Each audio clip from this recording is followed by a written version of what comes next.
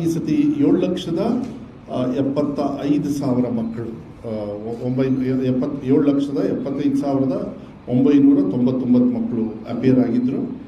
ಅದರೊಳಗೆ 5,790 ಮಕ್ಕಳು ಆಬ್ಸೆಂಟ್ ಆದರು. 99.2% ಎಕ್ಸಾಮಿನೇಷನ್ನ ತಗೊಂಡಿದ್ದಾರೆ ಈ ವರ್ಷ. ಮತ್ತು ಇವ್ಯಾಲ್ಯುವೇಷನ್ ಸೆಂಟರು 235 ಡಿಸ್ಟ್ರಿಕ್ಟಲ್ಲಿ ನಾವು ಮಾಡಿದ್ದೀವಿ. ಈಗ ನಾನು ಸ್ಟ್ರೇಟಾಗಿ ಫಸ್ಟ್ ರಿಸಲ್ಟನ್ನು ಕೊಟ್ಬಿಡ್ತೀನಿ, ದಯವಿಟ್ಟು ಎಲ್ಲರಿಗೂ ಕೊಡಿಯಪ್ಪ. ಈ ಸತಿ ಫಸ್ಟ್ ಎಕ್ಸಾಮಲ್ಲಿ, ಸೆಕೆಂಡ್ ಎಕ್ಸಾಮ್ ಬಗ್ಗೆ ಅದ್ರ ಬಗ್ಗೆ ಎಲ್ಲ ಆಮೇಲೆ ಮಾತಾಡ್ತೀನಿ. ಫಸ್ಟ್ ಎಕ್ಸಾಮಲ್ಲಿ ರಾಜ್ಯಮಟ್ಟದಲ್ಲಿ 7,70,209 ಮಕ್ಕಳಲ್ಲಿ 7,24,794 ಮಕ್ಕಳು ಪಾಸ್ ಆಗಿದ್ದಾರೆ. 209 ಜನರು ಮಕ್ಕಳು ಎಕ್ಸಾಮ್ ತಗೊಂಡ್ರು. ಅಪಿಯರ್ಡು 7,70,209, ಪಾಸ್ಟು 7,24,794. ಈ ಸತಿ ಪರ್ಸೆಂಟೇಜು ಅಚೀವ್ ಮಾಡಿರೋದು 91.1%, 94.1%, 94.10% ಈ ಸತಿ ದಾಖಲೆ ರೀತಿಯಲ್ಲಿ ಇವತ್ತು ರಿಸಲ್ಟನ್ನು ಕೊಟ್ಟಿದ್ದಾರೆ. ಲಾಸ್ಟ್ ಇಯರ್ ನೋಡಿ, ಇದರಲ್ಲಿ ನಾನು ಒಂದು ಹೇಳಲಿಕ್ಕೆ ಇಷ್ಟಪಡ್ತೀನಿ, ಧನ್ಯವಾದಗಳನ್ನು ಕೂಡ ಹೇಳಲಿಕ್ಕೆ ಇಷ್ಟಪಡ್ತೀನಿ. ಯಾಕೆ ನನ್ನ ಮಕ್ಕಳು ಎಷ್ಟು ಜನರು ಅಪಿಯರ್ ಆದರು ಅಂತ ಹೇಳೋದಕ್ಕೆ, ಹೋದ ಸತಿ 97% ಮಾತ್ರ ಅಪಿಯರ್ ಆಗಿದ್ರು ಮಕ್ಕಳು.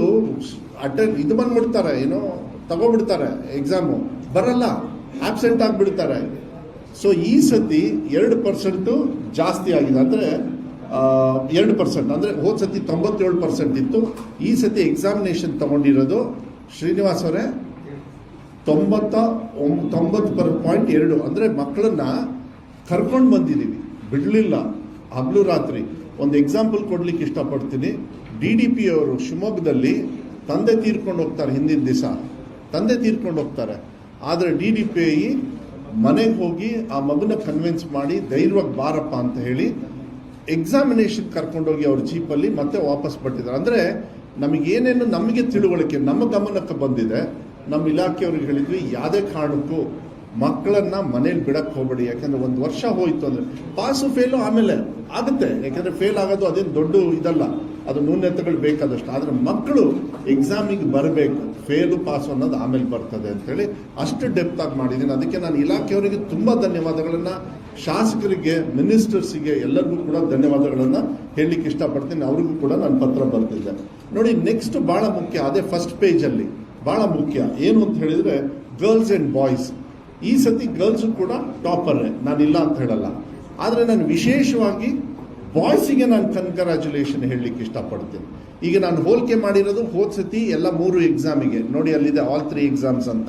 ಯಾಕೆಂದ್ರೆ ನಮ್ಮ ಟಾರ್ಗೆಟ್ ಇದ್ದಿದ್ದು ಮಕ್ಕಳಿಗೆ ಕೆಪಾಸಿಟಿ ಇದೆ 3 ಎಕ್ಸಾಮಲ್ಲಿ.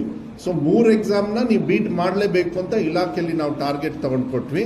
So girls are number 1. But I am very happy. ಬಾಯ್ಸ್ಗೆ ಕಂಗ್ರ್ಯಾಚುಲೇಷನ್ ಹೇಳಕ್ಕೆ ಇಷ್ಟಪಡ್ತೀನಿ. ಪರ್ಸೆಂಟೇಜ್ ಆಫ್ ಇನ್ಕ್ರೀಸಲ್ಲಿ ಗರ್ಲ್ಸ್ ಅವರು 10% ಆಗಿದೆ.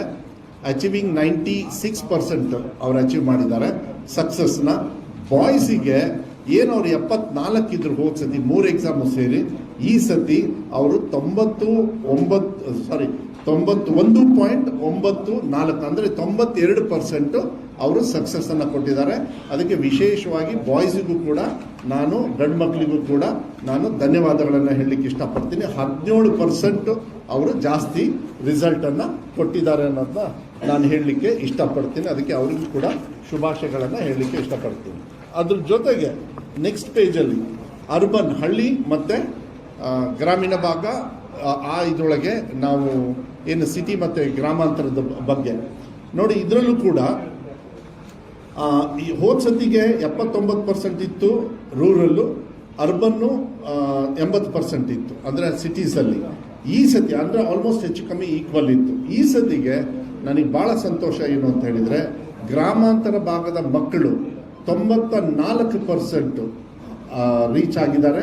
ಡಿಫ್ರೆನ್ಸ್ ಆಫ್ 14% ಜಾಸ್ತಿ ಮಾಡಿದ್ದಾರೆ. ಗ್ರಾಮಾಂತರದಲ್ಲಿ ಹಳ್ಳಿ ಮಕ್ಕಳು 14% ಅವ್ರ ರಿಸಲ್ಟ್ನ ಇನ್ಕ್ರೀಸ್ ಮಾಡ್ಕೊಂಡಿದ್ದಾರೆ. ಸಿಟೀಸಲ್ಲಿ ಅವರು 12% ಇನ್ಕ್ರೀಸ್ ಮಾಡಿದ್ದಾರೆ. ಇಲ್ಲೂ ಕೂಡ ಗ್ರಾಮಾಂತರ ಮಕ್ಕಳು ಭಾಳ ಸಕ್ಸಸ್ನ ತೋರಿಸಿರ್ತಕ್ಕಂಥದ್ದು.